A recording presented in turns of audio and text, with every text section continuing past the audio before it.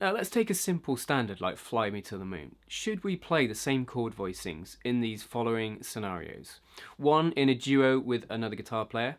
2, backing a singer. And 3, playing in a larger ensemble with a pianist. What chord voicing you use, what notes you play, what notes you don't play, where you play it on the guitar, how many strings you use, what strings you play it on will greatly affect the quality of that chord and how it works within the situation you're playing in. So let's take the first 4 bars of Fly Me to the Moon. I'm going to play them in the following ways. Bar chords, drop 2, drop 3, and partial chords. Let's see what they sound like, see what the differences are between them. If you'd like help practicing jazz guitar with purpose, then click subscribe, hit that notification bell, and join me every Wednesday and Saturday for jazz guitar lessons. Now, on to today's lesson. Good old bar chords first. I'm just going to let each chord ring rather than play swing rhythm so you can really hear the differences between these chords. So A minor 7, so 6 strings there, so some notes are doubled with all of these chords, 5 strings there, D minor 7, G7, C major 7, C7. Now, someone that's new to jazz guitar might think that's the way we often play chords, but as you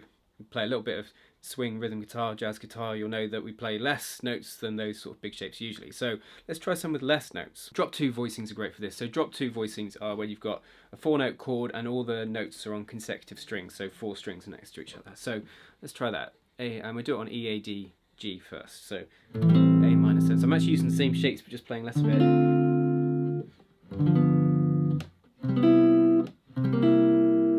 And then you have drop 3 chords. Now, drop 3 chord is where you have the root note or the bass note, then you miss a string, then you have the other 3 notes of the chord. So you can do it on E, D, G, B like I am here, or you can do it on A, G, B, E. It would sound like this. So we've got 4 notes here, but they're positioned differently to the drop 2. There's a bit more separation. This last one's a tricky one. I don't use this one.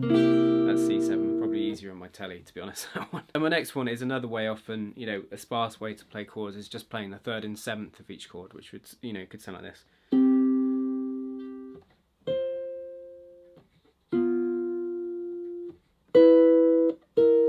Which you'd probably need a lot more going on. That would be a good one, maybe sitting with the, you know, larger ensemble possibly. And then what about the root 3rd and 7th? This is another way a lot of people like to voice chords. So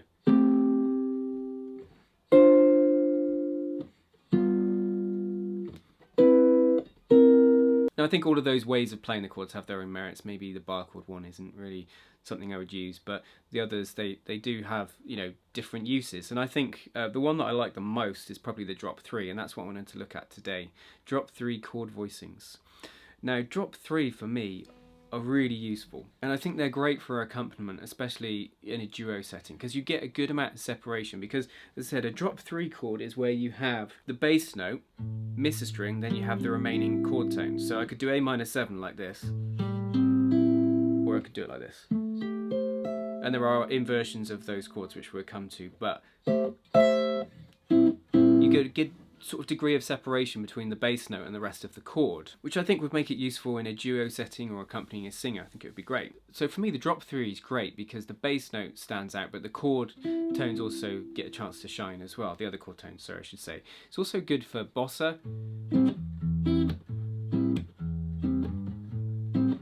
because that's separation again. Also for walking bass.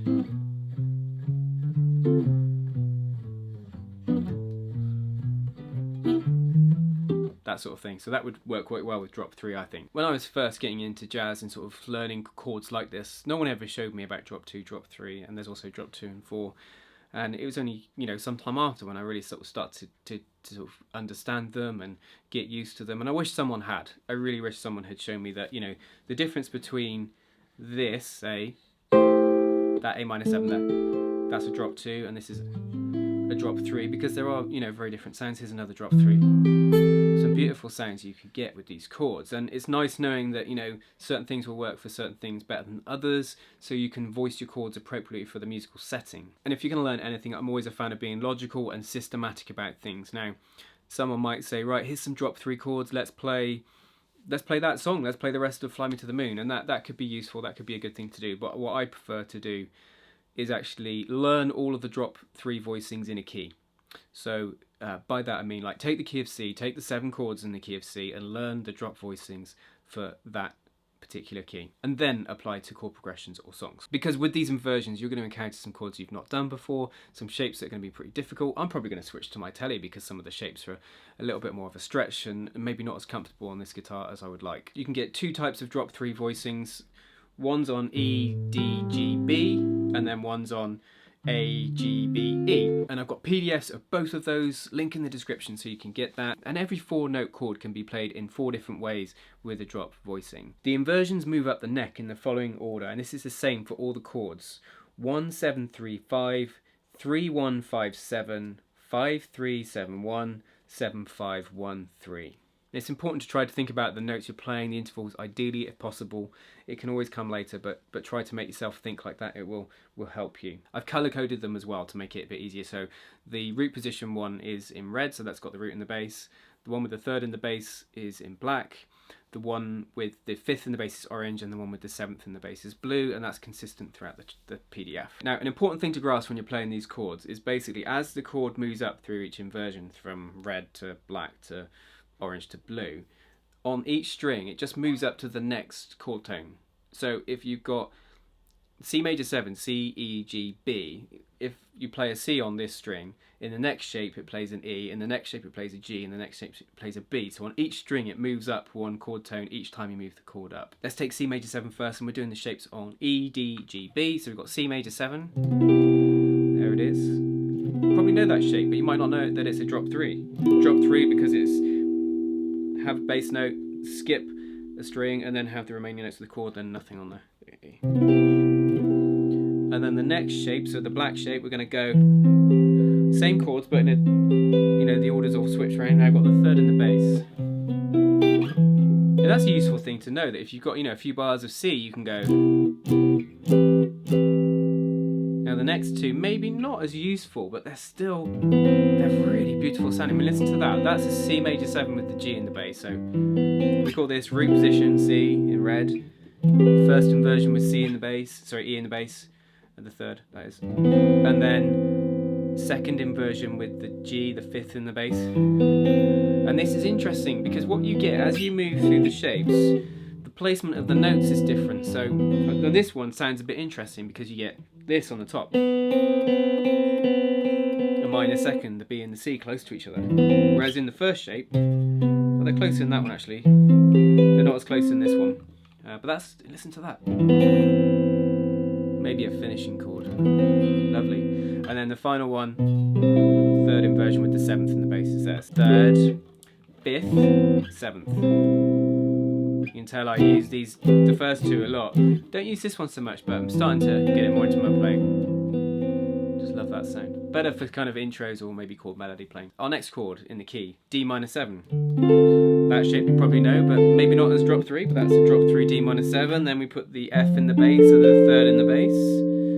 Then the 5th in the bass, I really like that one. And then the 7th, so.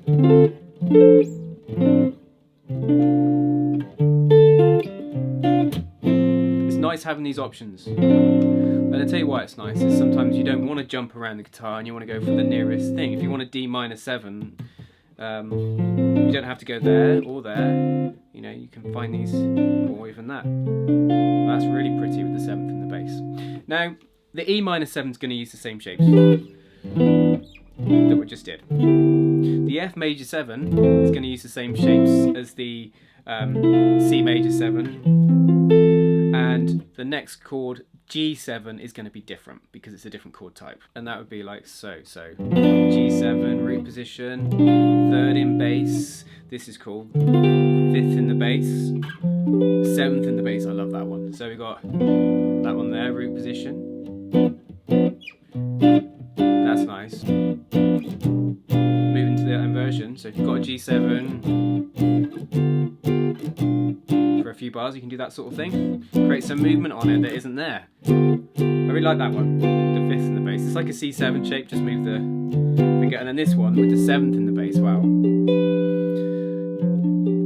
Maybe not for rhythm guitar, but that's a really tense chord, I love that.